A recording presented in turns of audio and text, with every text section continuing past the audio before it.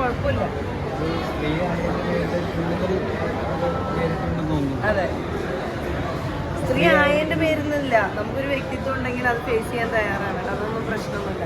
ബുള്ളിങ്ങിലൂടെ കടന്നു പോകാന്ന് പറഞ്ഞാൽ കുറച്ച് ഡിഫിക്കൽട്ടാണ്. പക്ഷെ അത് ഫേസ് ചെയ്യാൻ കുറച്ച് തൻ്റെടം വേണം.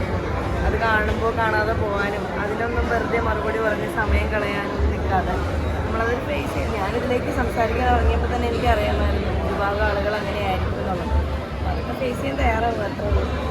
നല്ല രീതിയിൽ ബിസിനസ് കൂടെ റൺ ചെയ്യുന്ന ഒരാളാണ്. അതെ അതെ. അപ്പോൾ ഈ സോഷ്യൽ മീഡിയയിൽ മെയിനായിട്ട് പറയുന്നത് പബ്ലിസിറ്റിക്ക് വേണ്ടിയിട്ട് പബ്ലിസിറ്റി സ്റ്റണ്ടായിട്ട് നിന്നുള്ള രീതിക്കാണ് ആ വിഷയങ്ങൾ. അല്ല, അത് കഴിഞ്ഞിട്ടില്ലല്ലോ. ഇപ്പോഴും നമ്മുടെ ആ ഒരു സംഭവം കഴിഞ്ഞിട്ടില്ല, ആ ഒരു പ്രോസസ്സ് കഴിഞ്ഞിട്ടില്ല.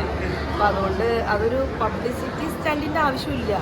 നമുക്ക് ഒരു ഫേമസ് ആവാൻ വേണ്ടി ഒരു കഥ ഉണ്ടാക്കേണ്ട ആവശ്യമില്ല. മനസ്സിലായോ? ഫേമസ് ആവാൻ വേണ്ടി ഒരു കഥയുടെ ആവശ്യമില്ല. പക്ഷെ അങ്ങനെ ഒരു ഫെയിമിൻ്റെ ആവശ്യമില്ല. നമുക്കൊരു വിഷയം ഉണ്ടായാൽ അത് പ്രതികരിക്കാനുള്ള 100% നമ്മളെല്ലാം ജനാധിപത്യമായിട്ടുള്ള ഒരു രാജ്യത്താണ് ജീവിക്കുന്നത്.